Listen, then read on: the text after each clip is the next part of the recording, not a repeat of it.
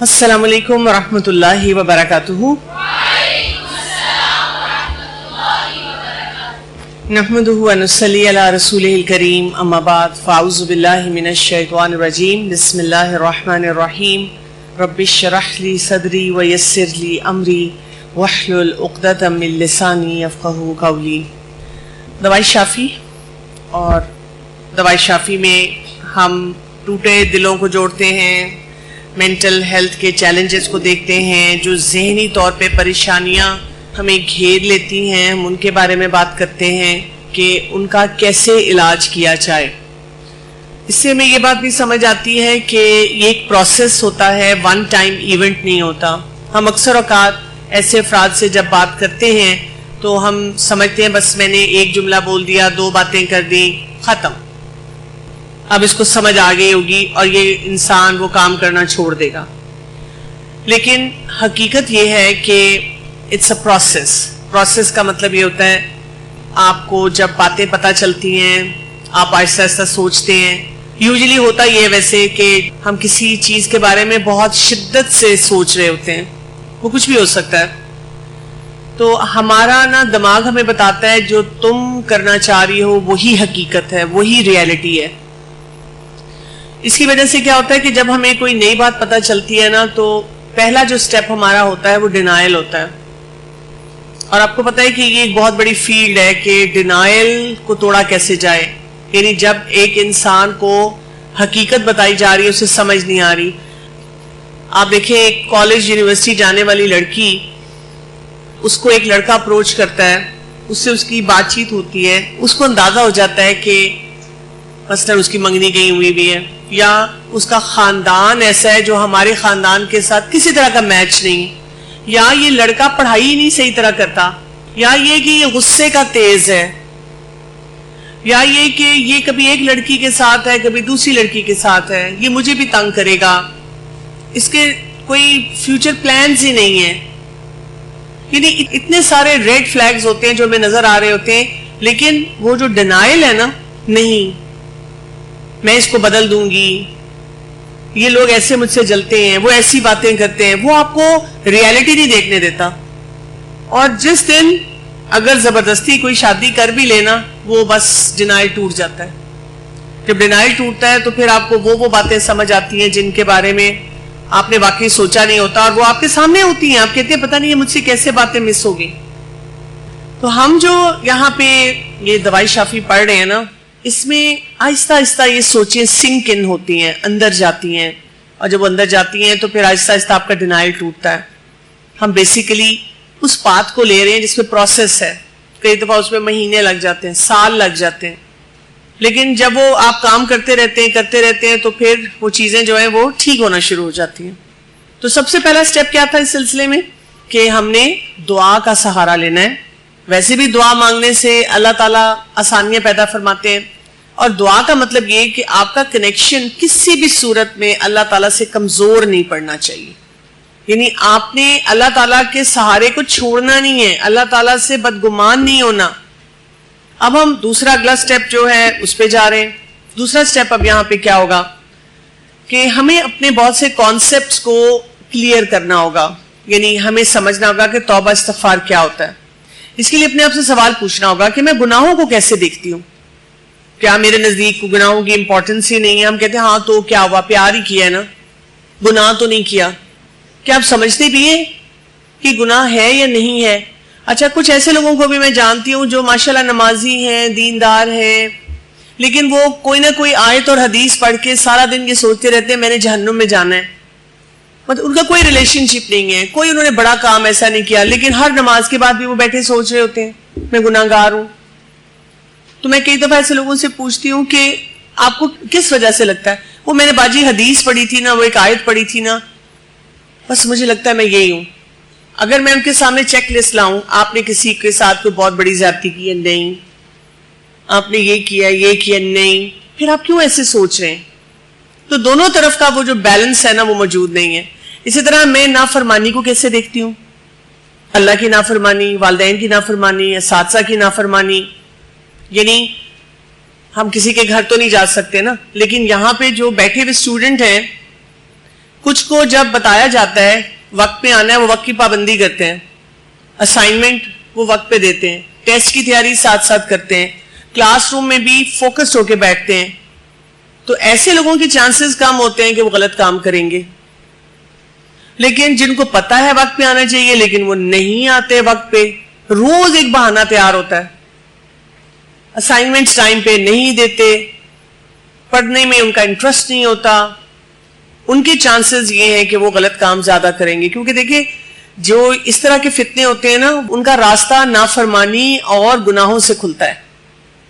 آپ آلریڈی کچھ نہ کچھ غلط کر رہے ہوتے ہیں, اس پاتھ پہ ہوتے ہیں, تو آپ کے لیے اور غلطیاں کرنا آسان ہو جاتا ہے.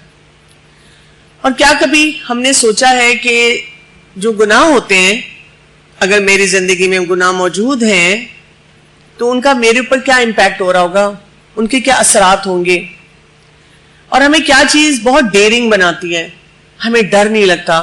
پہلی بات, اللہ تو غفور الرحیم ہے, دل اللہ نے بنایا, محبت اللہ نے ڈالی, میرا تو کوئی قصور نہیں. جیسے خوبصورتی کے لیے بھی ہم نے جملے بنائے ہوئے ہیں کہ خوبصورتی چھپانے کے لیے تو نہیں ہے, خوبصورتی اللہ نے دی کس لیے, دکھانے کے لیے دی ہے. حسن ہے تو ٹھیک ہے دکھاؤ, پھر میں توبہ کر لوں گی.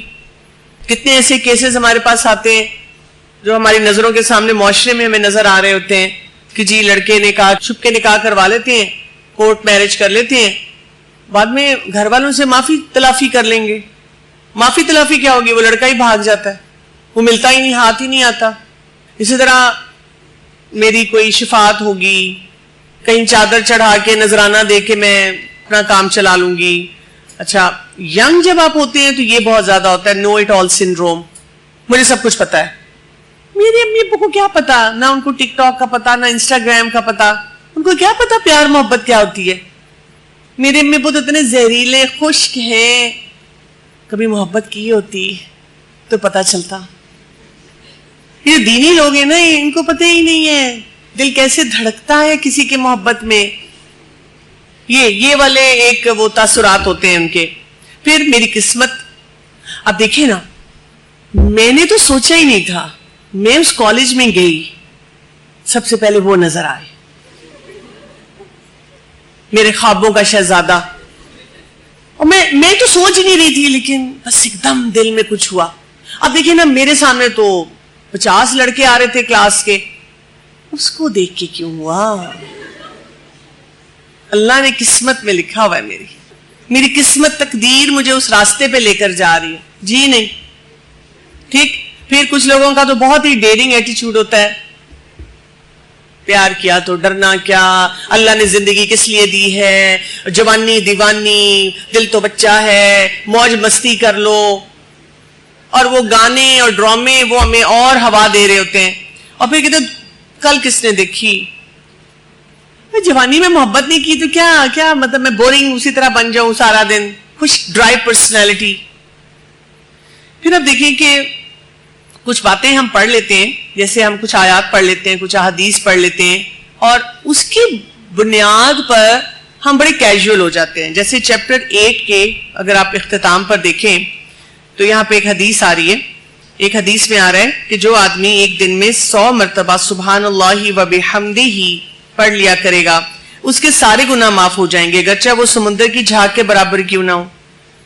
یا کسی کو پتا چلا جی عمرہ آپ کر لیں, حج کر لیں, بالکل ایسے ہیں جیسے پاک صاحب بچہ. وہ لوگ اسی لیے کہتے ہیں نا 900 چوہے کھانے پھر حج کرنا ہے. کسی کو کہا جائے آپ حج عمرے کا پلان بنائے, کہتے ہیں ہمارے ابھی 900 چوہے نہیں پورے ہوئے. مطلب اس طرح کی باتیں لوگوں نے خود سے بنا لی ہیں کہ جی جو مرضی کر لو, پھر حج عمرہ کیا, پاک صاف ہو گئے. اچھا, کچھ لوگوں کا جیسے میں نے آپ کو بتایا تھا نا کہ وہ بہت مایوس ہو جاتے ہیں, اور جب وہ مایوس ہوتے ہیں تو وہ اور گناہوں کی طرف جاتے ہیں. کئی بچیاں ایسے کرتی ہیں کہ مثلا ٹھیک ہے ہو گئی غلطی, کسی سے بات کر لی, کسی کے ساتھ کوئی ریلیشن شپ ہوا, اس کی مختلف لمٹس ہو سکتی ہیں. اب ان کو احساس ہوتا رہتا ہے, کیونکہ فطرت میں تو اللہ تعالیٰ نے ہمارے وہ نفس کا وہ رکھا ہے نا کہ وہ ہمیں کچوکے لگاتا ہے کہ ڈونٹ ڈو اٹ, غلط نہیں کام کرو. اب ان کے دل میں بار بار خیال آتا ہے کہ مجھے یہ نہیں کرنا, مجھے یہ نہیں کرنا, لیکن اپنے آپ کو روکا نہیں جا رہا ہوتا.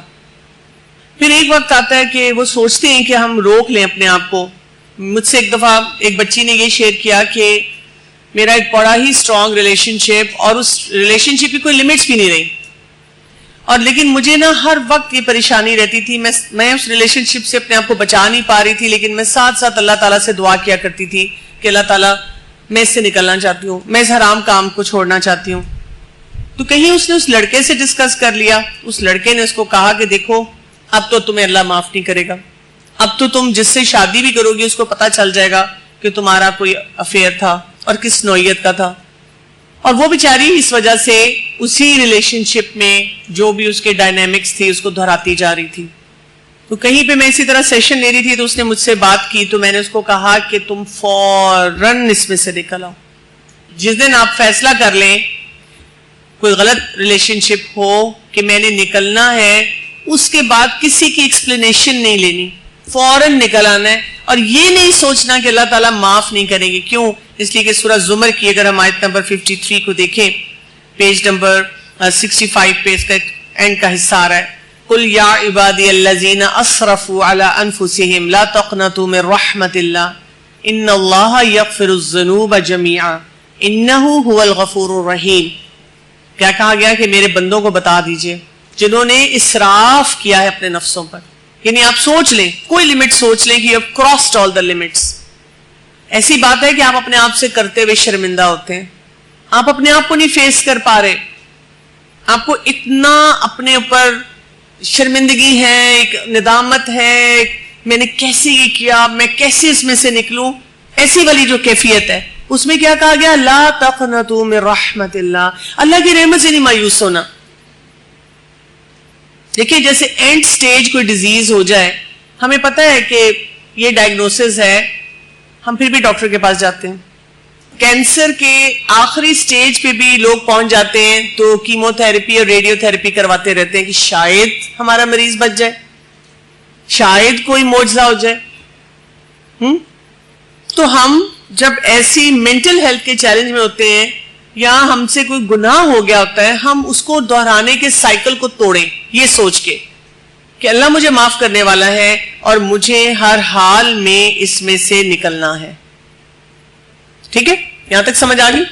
اب ہم تھوڑا آگے چلیں گے اور کوشش کریں گے کہ ہم چیپٹر نمبر 1 سے لے کر چیپٹر نمبر 13 جو ہے دوائی شافی، اس کو کور کریں۔ تو یہاں پر اب ہمیں یہ سمجھنا ہے، دیکھیں فرسٹ سٹیپ کیا آ گیا؟ دعا۔ سیکنڈ سٹیپ آ گیا توبہ استغفار کی حقیقت کو سمجھنا ہے، اس کو صحیح جگہ پہ رکھنا ہے۔ اب تیسرا سٹیپ آتا ہے کہ ہماری یہ پک اینڈ چوز پالیسی کیوں ہے، یہ ہمیں اپنے آپ کو ٹھیک کرنا ہے۔ جیسے میں نے آپ کو کہا نا، کنسپچولی آپ ٹھیک ہو، کنسپچولی آپ ٹھیک ہوں گے تو آپ کے لیے بہت سے مسئلوں کو ہینڈل کرنا آسان ہو جائے گا۔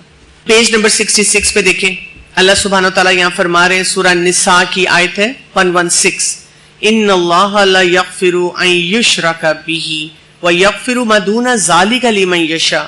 اللہ تعالیٰ قطعاً نہ بخشے گا کہ اس کے ساتھ کوئی شریک مقرر کیا جائے، ہاں شرک کے علاوہ گناہ جس کے لیے چاہے گا معاف کر دے گا۔ تو ہم نے یہ کیا سمجھ لیا کہ اچھا جی ٹھیک ہے، میں نے بس شرک نہیں کرنا، باقی جو مرضی کروں وہ تو اللہ نے معاف کر دینے۔ دوسرا یہ کہ جو پیار محبت کے معاملات ہیں اس میں بھی ہم کتنا شرک کر جاتے ہیں اس کا ہمیں احساس ہی نہیں ہوتا، شرک کو ہی نہیں ہم سمجھتے۔ اسی طرح ایک اور آیت آ رہی ہے اسی پیج پہ، سورہ انفطار کی آیت نمبر 6، یا ایھا الانسان ما غرک بربک الکریم، اے انسان تجھے کس چیز نے اپنے رب کریم سے بہکایا۔ انسان کہہ کے مخاطب کیا گیا نا، انسان کیا ہے؟ نسیان سے، بھولنے والا، بھول جاتا ہے بار بار۔ اچھا اسی طرح انسان ہے انس سے، اس کو ہر وقت محبت کی طلب ہے، تو جب اس کو محبت چاہیے پھر وہ بھولتا بھی ہے، تو وہ پھر کیا کرتا ہے؟ اللہ تعالیٰ کے بارے میں جو مرضی باتیں بنانا شروع کر دیتا ہے، بہکتا چلا جاتا ہے۔ کوئی گناہ کر کے گناہ سے نہیں نکل پاتا، یہ سوچتا ہے کہ اللہ نے معافی نہیں کرنا، اب تو بس جو ہو گیا اب تو مجھے اسی میں رہنا ہے۔ اور کوئی کیا کرتا ہے؟ گناہ کر کے ڈیرنگ ہو جاتا ہے اور وہ آیات سنا سنا کر اسی گناہ کو جسٹیفائی کرتا رہتا ہے۔ تو ایک سینگ ہے، the hardest person to be honest with is yourself۔ جب ہم اپنے آپ سے سچے نہیں ہوتے نا تو پھر یہ مسئلے مسائل بہت زیادہ بڑھ جاتے ہیں۔ سب سے زیادہ ہمیں اپنے آپ سے سچ بولنا چاہیے، یعنی کسی سے محبت بھی ہو نا تو یہ کہنا چاہیے اپنے آپ کو شیشے میں دیکھ کر یہ زنا ہے، یہ گناہ ہے، ٹھیک ہے مجھ سے بھی چھوڑا نہیں جا رہا، نکلا نہیں جا رہا، لیکن ہے یہ گناہ. جب آپ گناہ کو گناہ نہیں سمجھتے تو وہ پھر آپ کی جسٹیفیکیشنز، آپ کا نفس جو ہے نا اس پہ مضبوط ہوتا جاتا ہے، پاورفل ہوتا جاتا ہے، شیطان بھی پھر زیادہ وسوسے دیتا ہے. یہ ضرور کہنا ہے کہ گناہ ہے. مثلا آپ اگر اپنی کلاسز میں آتے ہیں اور صرف یونیفارم کے طور پہ سکارف پہنتے ہیں اور باہر جاتے ہی اتار دیتے ہیں کہ ابھی میں کنونسڈ نہیں ہوں، ابھی میں سوچوں گی، میں نے فیصلہ نہیں کیا، تو اپنے آپ کو بتانا ہے میں غلط کام کرتی ہوں، یہ غلط کام ہے، ایسے نہیں کرنا چاہیے مجھے. ٹھیک ہے مجھ سے بھی کیا نہیں جا رہا لیکن ہے یہ غلط کام. جس دن آپ اپنے آپ سے سچ بولنا شروع کر دیں گے نا تو آپ دیکھیں گے آپ کے معاملات کتنے اچھے ہو جائیں گے. تو ہمارا بہت بڑا دھوکہ کیا ہے؟ یہ ایک تو اگنورنس ہے، ہمیں پتہ ہی نہیں، جہالت ہے، پتہ ہی نہیں. آپ نے خود جب قرآن کا سفر شروع کیا تو آپ دیکھیں کتنی باتیں ہمیں اس وقت پتہ چلتی ہیں. دوسرا ہمارا نفس جو ہوتا ہے نا وہ بڑا شیر ہوتا ہے، مضبوط ہوتا ہے، وہ ہمیں ہر غلط چیز کی طرف لے کر جاتا ہے. اور تیسرا یہ کہ خواہشات ہمارے ساتھ لگی ہوئی ہیں. تو یہاں پر پیج 67 کے اینڈ میں آپ دیکھیں کلیئرٹی سے یہ بیلنس ہمیں قرآن دیتا ہے. اور عدت للمتقین اور عدت للکافرین. صحیح فیصلے کریں گے تو آسانیاں آئیں گی، غلط فیصلے کریں گے تو پھر کیا ہوگا؟ ہمارے لیے مشکلات آئیں گی. اس میں کوئی سیکنڈ تھاٹ ہی نہیں ہے. تو یہاں پر ہمیں اب اگلے سٹیپ پہ سمجھنا ہے توبہ. یہ جو توبہ کی ہم بات کرتے ہیں اس کو انڈرسٹینڈ کر لیں. پیج 69 پر سورہ نساء کی آیت نمبر 31 آ رہی ہے. ان تجتنبوا کبائر ما تنہون عنہ نکفر عنکم سیئاتکم وندخلکم مدخلا کریما. اگر تم ان بڑے گناہوں سے بچتے رہو گے جس سے تم کو منع کیا گیا ہے تو ہم تمہارے چھوٹے گناہ معاف کر دیں گے اور تمہیں ایک کریم جگہ پر داخل کریں گے. ایک حدیث میں آ رہا ہے، حدیث قدسی ہے، اسی میں نیچے آپ پیج پہ جائیں. میں اپنے بندے کے ساتھ اپنے متعلق اس کے حسن ظن کے مطابق سلوک کرتا ہوں جیسا وہ چاہے مجھ سے گمان رکھے. اب یہ دو باتیں ہمیں کیا بتاتی ہیں؟ جو ہمارے ایکشنز ہوتے ہیں نا وہ ہماری نیتوں پہ بیسڈ ہوتے ہیں. یعنی ہم جس طرح کی نیت کر رہے ہوتے ہیں، جس طرح کا ہم کوئی رویہ اختیار کر رہے ہوتے ہیں، ہمارے ساتھ نا معاملات ویسے ہی ہونا شروع ہو جاتے ہیں. ہم نے اللہ تعالیٰ کے بارے میں حسن ظن رکھا نہیں، اللہ بڑا غفور الرحیم ہے، معاف کر دے گا، کچھ نہیں کرے گا، دل اللہ نے بنایا، ہم اسی غلط کام پہ چلتے چلے جائیں گے. ہمیں ہر چیز کو صحیح پرسپیکٹو پہ رکھنا ہے. یہ نہیں کہ میری نیت صاف ہے تو میں جو مرضی کروں، میرا دل صاف ہے، مجھے محبت ہی تو ہے، میں نے تو اللہ کی خاطر اس سے محبت کی ہے. نہیں، آپ کو ان آیات کو، ان حدیث کو صحیح طرح سے سمجھنا ہوگا، نہیں تو آپ پھر مشکلات میں گھرے رہیں گے. چیپٹر نمبر 9 میں شروع کے پیج پہ آپ دیکھیں، کسی نے سیدنا حسن بصری رحمت اللہ علیہ سے پوچھا کیا وجہ ہے کہ ہم تمہیں ہمیشہ روتا ہوا ہی دیکھتے ہیں؟ انہوں نے جواب دیا مجھے خوف ہے کہ اللہ تعالیٰ کہیں مجھے آگ میں نہ جھونک دے اور پرواہ بھی نہ کرے. کسی نے سیدنا حسن البصری سے پوچھا اے ابو سعید، ہم ایسے لوگوں کے ساتھ بیٹھا کرتے ہیں جو ہمیں سخت خوف زدہ کر دیتے ہیں، ہمارے دلوں کے ٹکڑے ہو جاتے ہیں، ہم اس قسم کے خوف کا کیا علاج کریں؟ انہوں نے جواب دیا تمہارا ان لوگوں کے پاس بیٹھنا بہت ہی اچھا ہے، وہ تمہیں ڈرا ڈرا کر امن و راحت کی جگہ پہنچا دیں ان لوگوں کے مقابلے میں جو تمہیں امن اور سلامتی کی باتیں سنا سنا کر خوف اور ہلاکت کے منظر پر لے جائیں. کتنی خوبصورت بات کی ہے. ایسے لوگوں میں ہمیں بیٹھنا، یعنی جب آپ ادھر بیٹھتے ہیں، جیسے دینی لوگوں میں ہم جب بیٹھتے ہیں، دینی لوگوں کے ساتھ جب بھی ہماری انٹریکشن ہو، ایک بہت ہی کامن سی بات کی جاتی ہے کہ ڈراتے بہت ہیں، وہ صحیح چیز سے ڈرا رہے ہیں نا. یہی ایولز ہمیں سوسائٹی میں نظر آ رہے ہیں، انہی ایولز میں لوگ گھرے ہوئے ہیں. تو بہتر نہیں ہے کہ ہم تھوڑا ڈر لیں اور غلط کام چھوڑ دیں. آپ کے ساتھ ایسے بھی ہوگا کہ کبھی کبھی آپ کی کوئی ایسی دوست ہے جو اس طرح کے مسئلوں میں، اور آپ اس سے کہتی ہیں پلیز تم بھی آ جاؤ نا، تم آ کے پڑھ لو نا، تم یہ سن لو نا. وہ کہتی ہے نہیں بھی مجھے تو ڈر لگتا ہے، میں سنوں گی تو مجھے عمل کرنا پڑ جائے گا.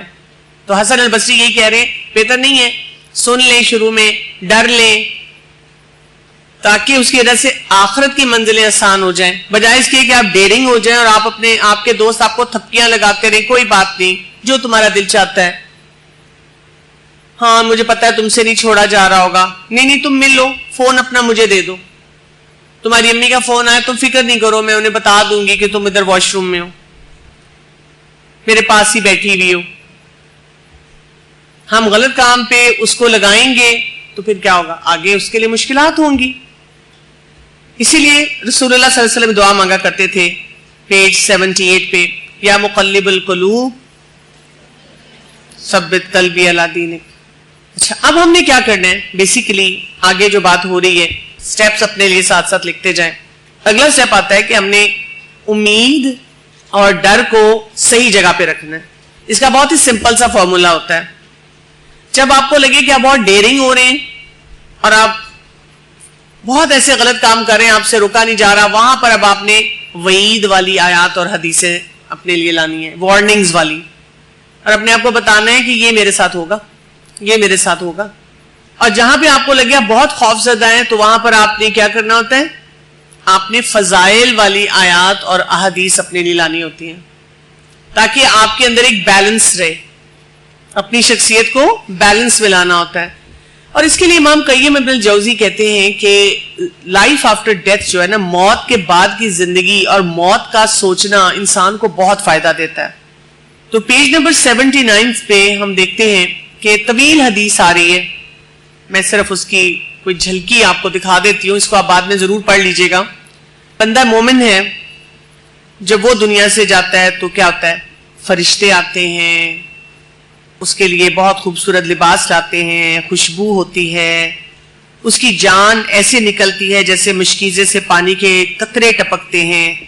پھر وہ جہاں جہاں سے اوپر آسمان دنیا پہ جاتا ہے تو وہاں پہ خوشبوئیں آتی ہیں. فرشتے بار بار پوچھتے ہیں کہ کون سی روح ہے، اور اس کو بتایا جاتا ہے فلاں ابن فلاں، یعنی بہترین ناموں سے بلایا جاتا ہے. اور آپ سوچیں آپ کے نام کے ساتھ آپ کے والدین کا نام بھی اٹیچ ہوتا ہے.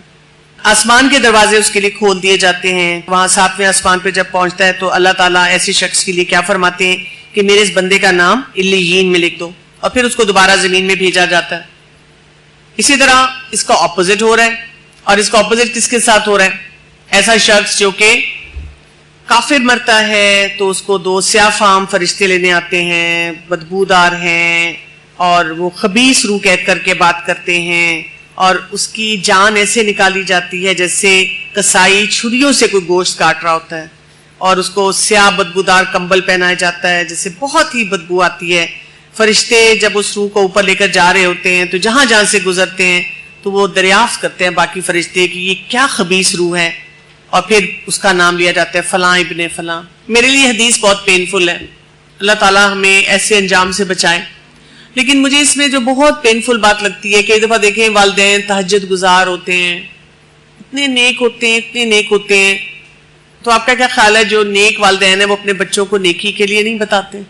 کبھی کبھی ہو سکتا ہے ان کا طریقہ درست نہ ہو، وہ تھوڑی سختی کر رہے ہوں، کہ بات تو صحیح کر رہے ہیں نا، بات تو وہ صحیح کرتے ہیں. تو آپ دیکھیں ہم اپنے ساتھ اپنے ماں باپ کا نام خراب کرتے ہیں. ہمیں کبھی احساس نہیں ہوتا کہ ہماری وجہ سے، اس طرح کے گناہوں کی وجہ سے ہمارے ماں باپ کی کتنی سفرنگ ہے، کتنے بے بس ہو جاتے ہیں وہ. اور پھر کیا ہوتا ہے؟ ان کے لیے آسمان کے جو دروازے ہیں وہ نہیں کھولے جاتے، اور اللہ تعالیٰ کا حکم آ جاتا ہے کہ ان کو سجین میں لکھ دیا جائے اور ان کی روح کو وہاں سے پھینک دیا جاتا ہے. تو یہ جو مراحل ہیں نا، ان کے بارے میں سوچنے کی ضرورت ہے. پھر آپ دیکھیں پیج نمبر 83 پر حدیث آ رہی ہے. رسول اللہ صلی اللہ علیہ وآلہ وسلم نے فرمایا، جو میں دیکھتا ہوں تم نہیں دیکھتے، جو میں سنتا ہوں تم نہیں سنتے. آسمان فرشتوں کے بوجھ سے کراہ رہا ہے، اس کا کرانا حق بجانب ہے. کوئی 4 انگلیوں کے بقدر بھی جگہ ایسی نہیں ہے جہاں فرشتے سجدے میں گر کر اللہ کی تسبیح اور تقدیس نہ کرتے ہوں. لوگوں، جو میں جانتا ہوں اگر تم جان لو تو تم ہنسنا چھوڑ دو اور بہت زیادہ روتے ہی رہو، اور عورتوں کے ساتھ بستروں پر لذت اندوز ہونا ترک کر دو، اور گھروں سے باہر نکل کر راستوں اور میدانوں میں بھاگتے پھرو اور اللہ ہی کی طرف جھک پڑو. یہ ہم ذاتی زندگی میں بھی دیکھتے ہیں. اگر آپ مجھے بتائیں کہ کوئی بہت مشکل سچویشن ہے، زلزلہ آ رہا ہے، اس وقت یہ ڈائلاگ یاد آئے گا، آئی لو یو. یہ صرف فلموں میں ہوتا ہے، پہاڑ سے گر رہے ہیں تو آئی لو یو، کیونکہ انہوں نے آپ کے جذبات کو بڑی شے دینی ہے. حقیقت میں ایسے نہیں ہوتا. آگ لگ رہی ہو، آپ کے فادر کو، مدر کو خدا نہ خواستہ کوئی بیماری ایسی ہوگی، گھر کا کوئی اور فرد ایسا بیمار ہے، آئی سی یو میں ہے، محبت کے ڈائلاگ یاد آئیں گے؟ بالکل نہیں یاد آتے اس وقت. زہر لگتا ہے دوسرا انسان کہ اس کو میری بات نہیں سمجھ آ رہی. تو بات یہ ہوتی ہے کہ جب انسان دنیا کی حقیقت کو جانتا ہے تو وہ اتنا زیادہ کیجول نہیں ہو سکتا. پیرانوئڈ بھی نہیں ہونا, ایسے ڈر نہیں ہونے چاہیے. لیکن آپ کو پتا ہے کہ یہ جو فیئر ہوتا ہے نا, یہ انسان کے لیے بہت اچھا ہوتا ہے. دو چیزوں کا فرق سمجھنا ہے آپ نے, ایک ہوتا ہے فیئر اور ایک ہوتا ہے فوبیا. فوبیا وہ ہوتا ہے جو ہمیں ڈس فنکشنل بنا دے, ایسا ڈر جس کی وجہ سے جو کرنے کا کام ہے وہ بھی نہ کر سکے. اور فیئر کیا ہوتا ہے؟ فیئر وہ ہوتا ہے کہ آپ کو ڈر تو لگتا ہے, جو طبعی خوف ہو سکتا ہے, یا ویسے کسی چیز سے آپ کو ڈر لگتا ہے لیکن اس کی وجہ سے آپ اپنا کام نہیں چھوڑتے. جیسے مجھے لفٹ سے بہت ڈر لگتا ہے, تو جب مجھے لفٹ پہ چڑھنا پڑے تو مجھے کون کون سی ایسی دعا یہ نہیں یاد آتی, ڈیپ بریدنگ کرتی رہتی ہوں, ساتھ ساتھ دعائیں پڑھتی رہتی ہوں. کچھ لوگوں کا ایسا ہوتا ہے وہ لفٹ پہ چڑھتے ہی نہیں ہیں. اگر ان کو 10ویں منزل پہ جانا ہے وہ ایسی جگہ رہیں گے نہیں, ایسی جگہ نوکری نہیں کریں گے, ایسے لوگوں سے نہیں ملیں گے کہ میں یہ نہیں کر سکتی.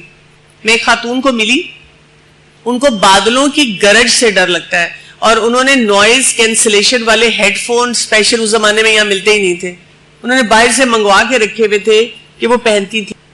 یہ ہوتے ہیں فوبیاز. لیکن اللہ تعالیٰ نے فیئر کو پسند کیا کہ ہمیں ڈر ہو, اتھارٹی کا ڈر ہو, اللہ کا ڈر ہو, انجام کا ڈر ہو. اور اس کو سائیکالوجسٹ کہتے ہیں رسپانس انہیبیشن. ہمارے یہ دماغ میں ایک سکل ہے جو یہاں رجسٹر ہوا ہوا ہے, ایگزیکٹو فنکشن ہے. جیسے آپ دیکھیں ایک چھوٹا بچہ ہوتا ہے, اس کو ہم اگر ایک گرم چیز کو یہ انگلی لگا کے بتا دیں ہاٹ, اور اس کو ایک دفعہ ٹچ کروا دیں, کیا وہ چائے کے کپ کے پاس آتا ہے؟ نہیں آتا. وہ دور سے دیکھ کے محتاط ہو جاتا ہے, کیونکہ اللہ تعالیٰ نے یہ ہمارے اندر فطری طور پہ رکھا ہے کہ جب ہمیں پتا چلے اس سے ہمیں نقصان ہے ہم کیئرفل ہو جاتے ہیں. سمجھ رہے؟ کچھ لوگوں کا رسپانس انہیبیشن بہت اچھا ہوتا ہے, آٹومیٹیکلی اچھا ہوتا ہے, فطرتاً اچھا ہوتا ہے. وہ کیا کرتے ہیں؟ وہ غلط کام ہی نہیں کرتے. جس کو ہم کہتے ہیں تم نا امی ابو کی چمچی ہو, ہر وقت امی ابو کو خوش کرنے کے لیے کام کرتی ہو. نہیں, اس کا اسکل اچھا ہے. تو اس کو جب پتا چلتا ہے امی ابو کو یہ نہیں پسند, وہ کہتی ہے اچھا نہیں لگے گا میں نے یہ کام کرنا. کچھ لوگوں کو اپنے اندر ڈیولپ کرنا پڑتا ہے. اور وہ ہم پھر کیسے ڈیولپ کرتے ہیں؟ ہم قرآن پڑھتے ہیں, حدیث پڑھتے ہیں, ہمیں سمجھ آتی ہے ماں باپ کے آگے اف بھی نہیں بولنا, ان کے ساتھ خوبصورت معاملات کرنے ہیں. اچھا شادی شدہ ہے تو شوہر کے ساتھ کیسے رہنا ہے, اللہ تعالیٰ نے مرد کو کیا باؤنڈری دی ہے, عورت کو کیا باؤنڈری دی ہے, وہ ہم سمجھتے ہیں. تو پھر ہم اپنے اس رسپانس انہیبیشن کے دائرے میں آتے ہیں کہ میں نے یہ کام نہیں کرنا. جیسے کئی اسٹوڈنٹس یہاں آتی ہیں, شروع میں ان کا رسپانس انہیبیشن نہیں ہوتا, وہ ٹیچرز کے آگے بھی کھڑی ہو کہتی ہیں ہاں تو جو میرا دل چاہے گا, ایٹیچیوڈ دکھاتی ہیں. لیکن جب وہ قرآن پڑھتی جاتی ہے ایک دم ان کے اندر تبدیلی, ٹرانسفارمیشن آتی ہے, چینج ہونا شروع ہو جاتی ہے ان کی پرسنالٹی. ان کو سمجھ آ جاتی ہے کہ نہیں استاد ہے, ان کا احترام ہے, ان کی بات سننی ہے. تو ہیلدی فیئر اپنے اندر رکھا کریں. ہیلدی فیئر ہوگا آپ بہت سی جگہوں پہ اپنے آپ کو غلطیوں سے بچائیں گے.